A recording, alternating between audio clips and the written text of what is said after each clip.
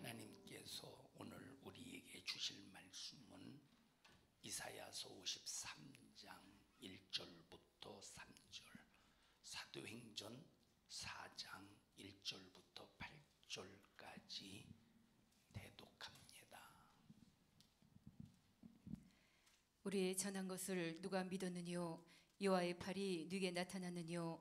그는 주 앞에서 자라나기를 연한 순 같고 마른 땅에서 나온 줄기 같아서 고운 모양도 없고 풍채도 없은즉 우리의 보기에 흠모할 만한 아름다운 것이 없도다. 그는 멸시를 받아서 사람에게 실어 버림바 되었으며 강고를 많이 겪었으며 질고를 아는 자라. 마치 사람들에게 얼굴을 가리우고 보지 않음을 받는 자 같아서 멸시를 당하였고 우리도 그를 귀히 여기지 아니하였도다. 사도와 같이 모이사 저희에게 분부하여 가라사대 예루살렘을 떠나지 말고 내게 들은 바 아버지의 약속하신 것을 기다리라. 요한은 물로 침례를 베풀었으나 너희는 몇 날이 못되어 성령으로 침례를 받으리라 하셨느니라.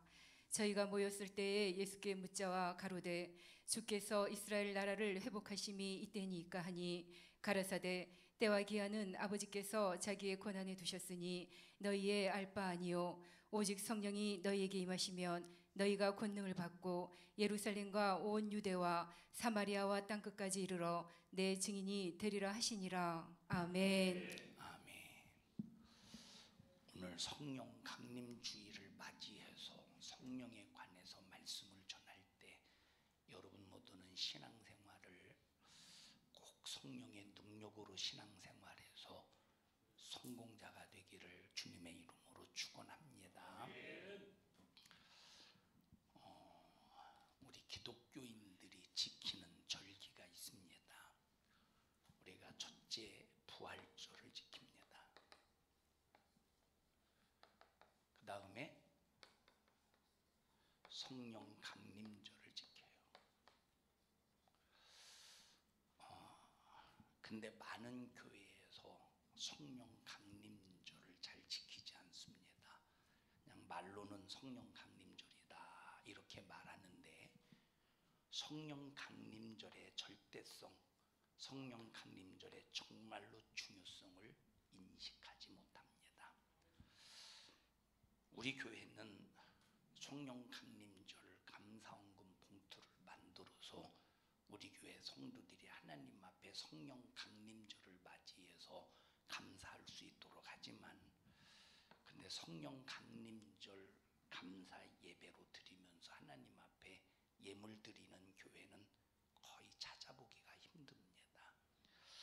그래서 지금은 잘 모르겠습니다만 제가 10년 전, 한 15년 전에 기독교 백화점에 가서 성령 강림절 감사헌금 봉투를 사려고 이렇게 가보면 내가 안 파는 걸로 기억하고 있습니다. 지금은 어떤지 모르겠는데 지금은 모르지 안 사봐서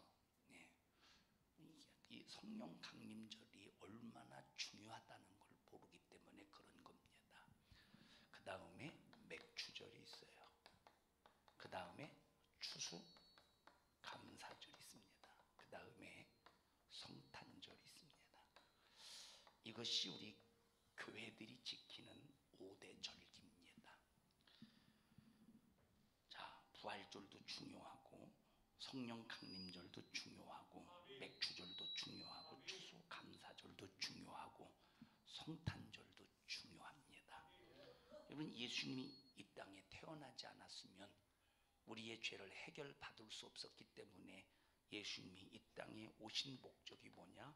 고난 받으시고 십자가에 피 흘려 죽으셔서 그 죽음으로 우리의 죄를 해결하시기 위하여 예수님의 고난으로 우리의 질병도 우리의 저주도 해결하시고 예수님의 죽음으로 우리의 죄를 해결하시려고 예수님이 육신을 입고 이 땅에 성탄하셨습니다. 정말로 중요합니다. 예수님이 죽으셨다가 3일 만에 부활하셨습니다. 그러면 이 부활은 예수님의 부활로 끝나는 것이 아니라 예수님의 죽음은 나의 죽음이요 예수의 부활은 나의 부활입니다. 이걸 연합이다 이렇게 말해요. 그래서 내가 예수님의 죽음과 연합되었고 예수님의 부활과 연합되었습니다 라고 고백으로 받는 것이 뭐예요? 바로 침례라 이 말이에요. 노아 시대에 노아가 방주 안에 들어간 것도 침례로 표현했고 이스라엘 백성들이 광야 홍해길을 걸었던 것도 침례로 표현했습니다. 그래서 구약 시대에도 침례의 사건이 있었다 하는 것을 고린도전서 10장과 갈라디아서에 증거하고 있습니다. 자, 그들이 받았던 침례와 유대인들이 받았던 침례 그리고 예수님이 받으셨던 침례 그리고 오늘날 구원받은 우리가 받는 침례의 의미는 다릅니다. 자, 그러나 포인트는 바로 죄와 연관이 되어 있습니다. 근데 의미는 약간씩 차이가 있습니다. 연합이다. 부활이 부활절. 그래서 예수님이 부활하셨듯이 반드시 우리도 부활한다. 부활이 뭐냐? 다시 사는 것을 부활이라고 말한다. 이렇게 여러분에게 말하지 않았어요. 다시 사는 게 부활이 아니. 죽었다가 다시 사는 것은 부활이 아닙니다. 죽었다가 다시 사는 건 거듭남이야. 다시 말하면 내가 마귀의 자식으로 태어나서 죽음이야. 태어나는 순간 사망을 가지고 태어났어요. 근데 예수로 내가 다시 살아서 거듭났어. 이걸 거듭남이라고 그래. 그래서 죽었다가 다시 살아나는 건 부활이 아니에요. 나사로 죽었다 다시 살아났지만 그걸 부활이라고 말하지 않습니다. 나인성 과부의 아들 죽었다가 다시 살아났어요. 그걸 부활이라고 말하지 않습니다. 수넴 여인의 아들 구약시대 죽었다가 다시 살아났지만 그걸 부활이라 말하지 않고 부활이라고 하는 것은 썩을 몸이 썩지 아니할 몸으로 변화되는 것이 부활이에요. 죽을 몸이 죽지 아니할 몸으로 변화되는 것이 부활입니다. 그래서 부활절이 얼마나 중요하냐 하는 것은 하나님 내가 부활의 신앙을 주시옵소서. 우리가 신앙생활하는 이유와 목적이 뭡니까? 요 부활의 영광을 위해서 신앙생활하는 거예요. 이미 천국은 따는 당상이고 이미 천국은 따는 왜 예수를 믿는 순간 우리가 구원을 이루어가는 것이 신앙생활이라 이 말이에요. 그러면 우리가 타락하지 않으면서 구원받은 사람이 뭘 겨냥해야 되느냐? 부활을 겨냥해야 되는 겁니다. 그럼 부활은 각각 다 자기 차례가 있다고 여러분에게 말씀드렸죠? 우리가 교회 나왔다고 해서 구원받았다고 해서 다 그냥 똑같이 부활하면 얼마나 좋겠습니까? 왜? 그냥 신앙생활 하기 힘들면 좀 쉬고 좀 성질 부리고 싶으면 성질 부리고 하나님 거 떼먹고 싶으면 좀 떼먹고 뭐 예수 믿으면 되니까 그럼 얼마나 좋겠어요. 예배 시간 졸어도 그냥 목사가 왜 조느냐고 이런 소리 안 들을 것이고 이불 깔아줄 것이고. 그런데 우리의 신앙생활은 그게 아니라 부활의 영광의 목적이 있다 이 말이에요. 차이가 있대. 순서가 있대. 먼저 부활하는 자가 있고 나중에 부활하는 자가 있다. 이건 여러분들에게 우리 교회에서 수없이 들었어요. 맞죠? 예? 맞죠? 강정숙 집사님 맞죠? 사대부 집안에서 태어났어요. 사대부 집안에서 태어난 것처럼 부활절 상당히 중요한 거예요. 부활절을 통해서 내 부활의 신앙을 점검하는 시간입니다. 자, 맥추절 이스라엘 백성들에게 맥추절을 지키라고 하신 이유가 뭐냐면 첫 것을 가지고 하나님 앞에 드리라는 단순한 그 목적이 있는 것이 아니라 니들 하나님이 어디서 구원해냈느냐? 애굽에서 건져내지 않았느냐?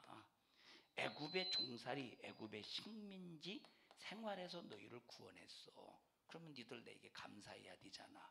그러면 너희들이 내게 감사할 때 아무 것으로는 하지 마. 첫 것으로 감사해. 너희들이 애굽의 종살이에서 나온 식민지에서 자유를 얻은 바로 왕의 압제에서 해방된 걸 너희들이 내가 너희들을 해방시켜줬으니 감사해야 되잖아. 그러면 뭘 가지고 감사해? 어떤 걸 가지고? 첫 곡식을 가지고 감사하라 이 말이에요. 그럼 한 해 중에서 제일 첫 번째 나오는 곡식이 뭡니까? 보리라 이 말이에요. 보리. 뭐요? 보리. 뭐예요? 보리요 보리. 그래서 맥주절이라는 건 첫 곡식을 가지고. 그래서 우리나라에서도 보면 겨울 되기 전에 밭에다가 보리씨를 뿌리잖아요. 그리고 겨울을 지나면서 보리발길을 합니다. 그래서 이렇게 자동차 바퀴처럼 이렇게 보리발길을 해주면 이제 그것이 이제 자라서 이제 봄에 수확을 합니다. 그리고 이제 논에 별을 뿌려요. 그래서 첫 것을 가지고 하나님 앞에 감사를 표현하는 거, 구원해 주신 거 감사하는 거. 추수절이 뭐냐? 너 구원받았잖아. 그러면 한 해의 그 곡식을 가지고 하나님 앞에 감사를 표현해라. 그게 추수감사주일이에요. 성령강림절.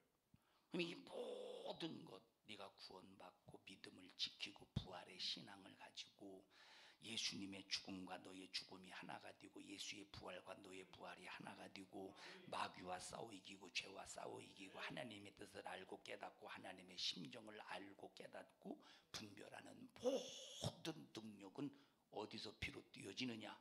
네가 말씀에 순종하고 순교의 정신을 가지고 어떤 고난과 핍박 속에서 두려움을 갖지 않고 담대할 수 있는 능력이 뭐로부터 비롯되어지느냐? 성령의 힘으로만 가능하다. 그래서 여러분 요 5절기가 정말로 중요한데 만약에 누가 나에게 정말로 중요한 절기 하나를 꼽으라면 저는 성령 강림절을 꼽겠어요. 다 중요해. 똑같이 중요한데 하나를 뽑으라면 성령 강림절. 왜? 그만큼 성령은 중요한 거예요.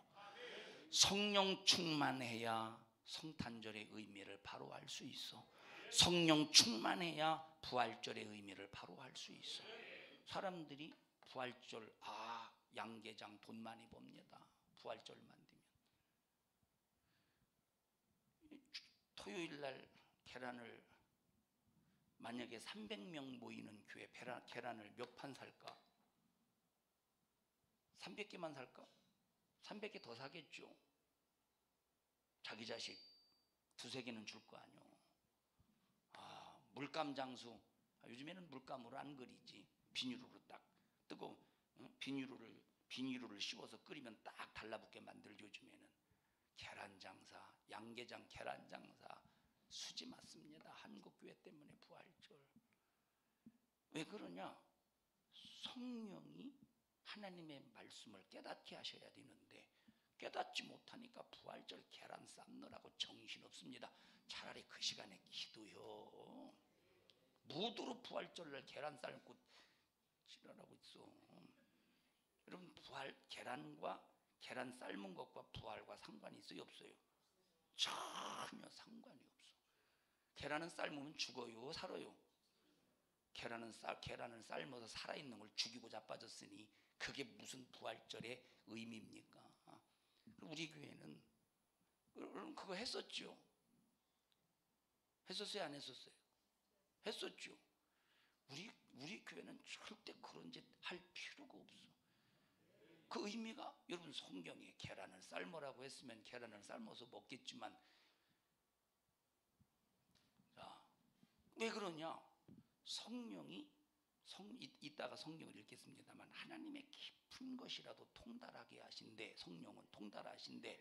그래서 하나님의 심정을 모르고 하나님의 뜻을 모르니까 그런 거예요. 그럼 이런 걸 어떻게 해야 깨닫느냐? 성령 충만해야 성령이 알게 하시고 깨닫게 해야 깨닫는다 이 말이에요. 부활과 계란은 아무 상관없는 거예요.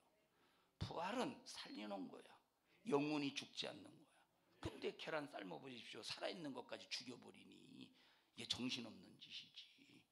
그래서 요 5절기 중에서 진짜 중요한 절기, 다 중요하지만 하나를 선택하라면 무슨 절기? 성령 강림절. 그래서 성령 강림절 절기 하나님을 향한 감사는 뜨겁게 크게 귀하고 값지게 해야 돼요. 그래서 성령을 막 흡족하게 성령을 기쁘시게 막 그래서 내 안에서 내 삶을 지배하시기 위해 막 성령이 감동하고 감화가 내 안에서 충만하게 이루어지게 해야 됩니다. 자, 그러면 성령이 얼마나 중요하냐? 자, 일부 시간에 이어서 여러분에게 이제 말씀을 전할 텐데 일부 시간에 했던 것을 잠깐 한 3분 정도 말씀을 드릴게요. 일부 시간에 설교한 것은 여러분들이 인터넷으로 듣기를 바랍니다. 하나님이 이제 구약 성경을 주신 목적이 있어. 구약 성경을 주신 첫째 목적이 뭐냐면 뭐예요? 노은영님은 구약 성경을 주신 첫째 목적이? 아니요, 그거는 이제 내가 두 번째부터 했으니까 첫 번째가 뭐냐면 하나님이 구약 일부 예배는 이 첫 번째는 안 했어요. 하나님이 구약 성경을 주신 첫 번째 목적은 하나님의 하나님됨을 알게 하시려고 구약 성경을 주셨어.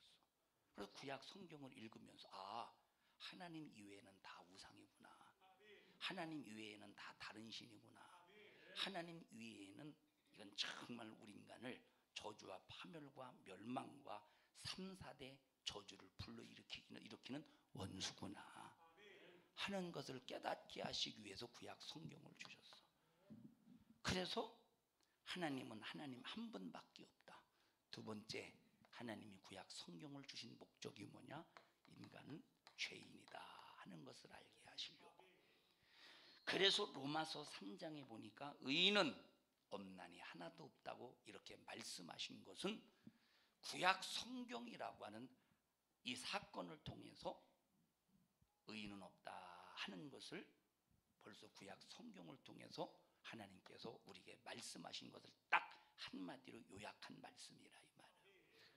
그래서 창세기 6장을 보면 인간이 왜 멸망당했느냐? 왜 멸망당했죠? 죄악이 관용해서 멸망을 당했대. 그럼 왜 죄악이 관용하냐? 인간이 하는 모든 생각이 다 계획하고 생각하는 것들이 전부 다 어떻대? 악하대. 이 말은 죄인이라는 소리야. 노아가 방주를 만들어 놓고 하나님께서 그 당대의 의인은 노아밖에 없었다고 말했어요. 그래서 죄인을 물로 심판하시기 위해서 하나님께서 노아를 부르셔서 방주를 짓게 만들고 의인만 방주에 태워놓은 거예요. 그리고 방주를 만들어 놓고 문을 열어놓은 다음에 죄인을 향해서 기회를 주십니다. 방주에 타시오. 탔다고 해서 안 탔다고 했어요. 왜 안 탔죠? 왜 그들이 안 탔어? 그 방주에 타라고 홍수가 나서 싹 다 지구가 진멸한다고 할 때 왜 안 탔다고 그랬어요? 노년권사는 왜 안 탔다고 그랬죠? 자기가 죄를 인정하지 않으니까. 뭘 인정하지 않으니까? 죄를 인정하지 않으니까 노아가 홍수가 내린다고 해도 하나님의 말씀을 듣지 않는 거예요. 그래서 하나님의 말씀에 순종해 하나님의 말씀의 절대성, 하나님의 말씀을 듣고 은혜 받는 가장 시작점은 하나님이 죄를 지적해 줄 때 내가 죄인이구나 인정할 때부터 하나님의 말씀이 들려오기 시작하는 거예요. 돈이 있다고 하나님의 말씀이 들려옵니까? 세상에서 공부 많이 한다고 하나님의 말씀이 들려옵니까? 서울대학, 하버드대학, 예일대학, 동경대학, 옥스퍼드대학, 노인대학 나온다고 해서 나왔다고 해서 졸업했다고 해서 하나님의 말씀이 들려지는 게 아니요. 하나님의 말씀이 들려지는 순간이 언제냐? 내가 죄인임을 인정할 때부터 말씀이 들려지는 거예요. 하나님 말씀을 꼭 들을 귀가 있기를 주님의 이름으로 축원합니다. 그래서 구약 성경을 보십시오. 죄인임을 인정한 자가 죄를 해결받고 죄를 해결받은 자가 하나님으로부터 축복받지. 이게 구약 성경이 우리에게 전해주시는 축복 메시지요. 세 번째, 이 죄는 누구로만 해결받느냐? 예수로만 해결받는 거예요. 그리고 구약시대 이스라엘 백성들이 짐승을 잡아서 하나님 앞에 제사하는 이유가 뭐냐면, 짐승을 잡아서 제사하는 이유는 예수님이 이렇게 짐승처럼 죽을 것이다. 그 죽음을 움켜쥔 자가 예수의 피를 힘입어 하나님을 만날 수 있는 능력이 뭐냐? 예배다 하는 것을 깨닫게 하려고, 예수로만 죄를 해결받는다는 것을 알게 하시려고 구약 성경을 주셨다고 그랬어요. 세 번째 구약 성경을 네 번째 구약 성경을 통해서 뭘 깨달아야 되느냐? 하나님의 말씀에 비추어 볼 때 죄인이잖아. 예수를 해결받았잖아. 그럼 이제부터 네가 또다시 죄의 굴레에, 또다시 네가 죄의 함정에 빠지지 않도록 하나님의 말씀에 순종해야 돼. 그래서 사람이 떡으로만 살 것이 아니요 하나님의 입에서 나오는 모든 말씀으로 살아야 될 것입니다. 자, 그러면 아까 말했듯이 내가 하나님의 하나님됨을 인정하고 죄인임을 깨닫고 예수로 구원받고 제사함 받아서 말씀에 순종하는 일에, 그럼 이것이 내 생각으로 되는 겁니까? 내가 하고 싶다고 해서 되는 거예요? 내가 A를 내가 전도해야 되겠다. 제 A를 예수 믿게 해야 되겠다. 내가 노력한다고 해서 되는 게 아니야. 내가 아무개 예수 믿고 구원받게 해야 되겠다. 내가 노력해서 되는 게 아니야. 성령이 나를 쓰시고, 내가 말씀을 성령이 나를 쓰셔서 내가 저 사람에게 복음을 전할 때 성령이 저에게 믿을 수 있는 감동을 주셔야 그가 예수 믿고 구원받는 거예요. 이런 모든 것이 성령이 아니면 안 되는 거예요. 내가 가지고 있는 생각은 창세기 6장에 있는 말씀처럼 내가 가지고 있는, 태어날 때부터 가지고 있는 생각은 죄악이 관영한 생각이에요. 항상 악한 생각이야. 항상 악한 생각. 선한 생각을 가졌다고 해도 성령으로 갖지 않는 생각은 악한 생각인 거예요. 자, 교회에서 여러분들이 인본주의로 신앙생활하는 사람들은 사람들을 내 편 만들려고 그래요. 그래서 자기 편 만들려고 자기 무리를 형성합니다. 그래서 잘 해줘. 그래서 막 우리 김수생 집사님에게도 내가 이제 예를 들어서 개인적으로 성도와 성도의 관계라면 개인적으로 막 잘해줘. 넥타이도 막 사주고, 또 넥타이도 사주고, 필요한 게 뭐 있어요? 넥타이 또 사주고, 막 선물을 줘서 내 무리를 형성해. 그러면 김수생 집사님이 같은 성도로서 나를 좋아하겠어요? 안 좋아하겠어요? 좋아하겠죠. 그러면 나중에 집사님에게 부탁하면 어려운 것이 아니면 들어줄 거 아니에요. 다 자기 무리를 만들어. 자기 편을 만들어. 자, 내가 김수생 집사님에게 잘해줬으니까 김수생 집사님은 날 좋아하겠죠. 예? 좋게 생각하겠죠. 근데 내가 괜히 예를 들어 노은영 권사님이 밉다고 해보십시다. 그래서 잘 안 해줬어. 따돌렸어. 그냥 콧방귀 꼈어. 그럼 노은영 권사님은 나를 생각할 때 나쁜 놈이라고 생각하겠죠. 만약에 못해주면, 자, 그런데 못해주는 사람보다 잘해주는 사람이 많다 이 말이에요. 이걸 인본주의라고 말해. 사람을 얻기 위해서, 단순하게 사람을 얻기 위해서 관계를 맺는 거 아니야. 내 편 만드는 게 아니야. 내가 상대방을 잘해주는 이유는 이 사람을 내 편이 아니라 하나님 편 되게 만들려고 잘해줘야 되는 거예요. 그 사람이 하나님을 바로 알고 하나님을 바로 믿고 하나님을 바로 섬기고 교회에서 신앙생활 잘하고 하나님을 바로 찾게 하기 위해서, 나 때문에 상처받으면 안 되니까 하나님 편에 있는 사람을 만들기 위해서 잘해줘야 되는데 자기 편 만들려고 해. 이거 인본주의라고. 이거 죄입니다. 잘해줬기 때문에 죄가 아닌 줄 알아. 자기 편 만들려면 이걸 사심이라고 그래요. 그러나 공심은 당신이 나를 인정해주지 아니할지라도 내가 당신에게 잘해주는 이유는 당신이 하나님과 관계를 잘하라고. 그 목적이 있을 때 신본주의라 이 말. 근데 인간의 생각은 저 사람 잘해주는 이유가 뭐냐? 내 편 만들려고. 하나님이 보실 때 악한 거예요. 하나님이 보실 때 내 편 만들면 안 돼요. 하나님 편 만들어야지. 하나님 편 만들어야 된다니. 그러니까 성령이 아니면 절대 안 되는 거예요. 성령이. 자, 이제 이게 일부 시간에 했던 내용이에요. 추가된 내용도 있지만, 자, 그러면 이 성령이 하시는 일이 도대체 뭐냐? 성령이 절대적으로 필요한 것을 깨닫게 하려고 구약 성경의 말씀들을 기록했어요. 이걸 성령의 절대성. 그러면 우리 인간에게 이걸 깨닫게 하시는 일에 수민아, 하나님이 몇 년 걸리셨어? 몇 년? 우리 인간에게 깨닫게 하는데 이거 몇 년 걸리셨어? 김수생 집사님 옆에 계신 분, 내 뒤에 계신 분 몇 년 걸렸어요? 엄청나게 걸렸어요. 확실한 정답이에요. 엄청나게 걸렸어요. 강정숙 집사님 몇 년 걸렸어요? 모르면 언니한테 물어보셔요. 똑같이 모를 수도 있으니까. 몇 년 걸렸어요? 하나님이 하나님 됨, 인간은 죄인이다, 예수로 죄를 해결 받을 수 있다, 말씀에 순종해야 된다, 성령으로 하면 할 수 있다. 몇 년 걸렸느냐? 이걸 인간이 깨닫게 하는 일에 4,000년 걸리셨어요. 4,000년.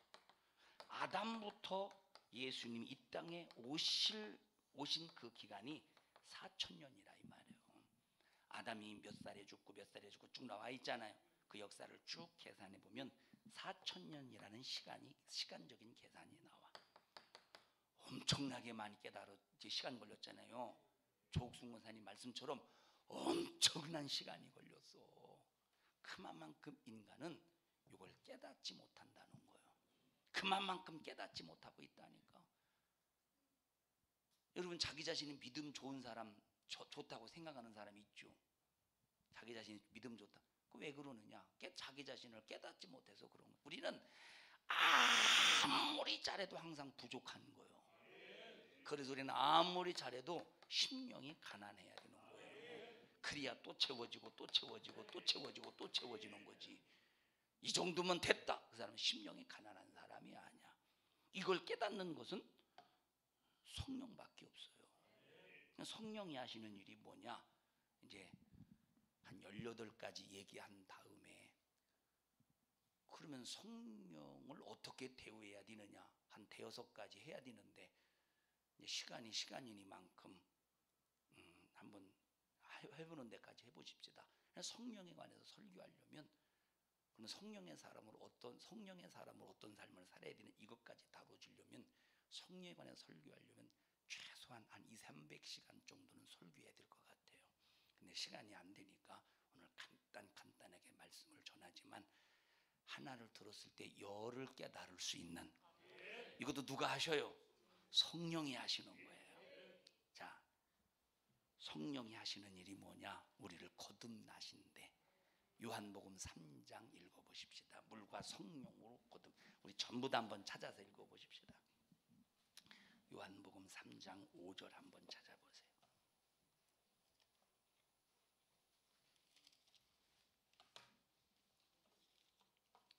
요한복음 3장 5절.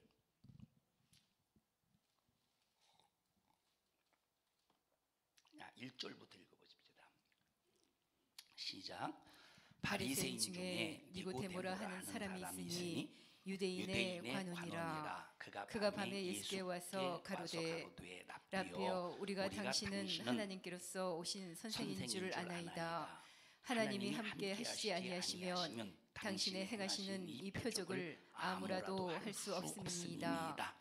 예수께서 대답하여 가라사대, 진실로 진실로 너희에게 이르노니 사람이 거듭나지 아니하면 하나님 나라를 볼 수 없느니라. 이렇게 말했어요. 우리 기독교인들이 헷갈리는 게 뭐냐면, 아까 말했듯이 거듭남과 부활에 관해서 개념이 없다는 거예요. 자, 거듭남이 무엇이고 부활이 무엇이다. 어떤 구원파는 거듭남의 비밀이라고 말하는데, 우리 옆 사람도 좀 꼭 잡으시고, 거듭남은 하나님이 우리에게 비밀에 붙인 것이 아니라 공개하셨어요. 아무도 안 하네. 그냥 말아요. 거듭남은 비밀이 절대 아니요. 우리에게 공개하셨지 비밀이 아니에요. 그럼 우리 기독교인들을 보면, 나 거듭났다고, 그 말로는 거듭났다고 말하는데 그 개념을 몰라. 물어보면, 이제 부흥회 가서 성도들에게 물어봐요. 여러분, 거듭남과 부활이 뭡니까? 물어보면 대답을 못해요. 거듭남이 무엇이? 그냥 머리로는 알겠지. 근데 정확한 개념을 몰라. 부활이 뭡니까? 대답을 못해. 대답을 해 참. 100이면 부활에 관해서 물어보면 100이면 한 10명이면 9명은 대답해요. 죽었다가 살아나는 것이라고. 근데 죽었다가 살아나는 것이 아니라고 그랬어요. 부활이. 자, 뭐 이 개념에 관한 설명은 지난번에 여러분에게 자주 말씀을 드리고 앞으로도 계속 말씀드릴 거니까 그냥 넘어가고. 자, 거듭나야 어디 갈 수 있대? 천국 갈 수 있대. 그럼 거듭나는 것이 뭐냐? 얘기해야 되겠네. 천상 거듭나는 것이 뭐냐? 간단한 거예요. 하나님의 자녀가 되는 거예요. 거듭나는 게 뭐예요? 하나님의 자녀가 되는 거예요. 그럼 거듭나기 전에는 내가 누구의 자녀였다는 겁니까? 마귀의 자식이었다는 거야.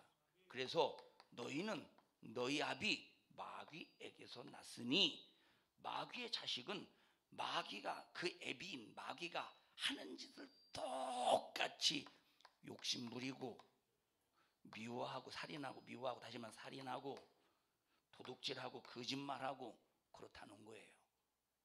그래서 우리 속에 난 미움이 있거든, 욕심이 있거든, 거짓말이 있거든. 아, 내가 마귀 자식의 근성이 있구나. 우리는 가슴을 치면서 회개하고 빨리 하나님의 자녀답게 살아야 돼.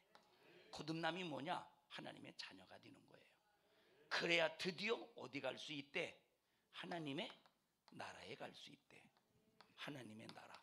그러면 이 거듭남은 어떻게 거듭나냐? 어떻게 다시 태어나냐? 거듭이라는 말은 다시, 남 태어났다. 거듭, 다시, 남 태어났다. 그럼 어떻게 해야 거듭나냐 이 말이 도대체. 어떻게 해야 거듭나는 거예요 도대체? 어떻게 해야?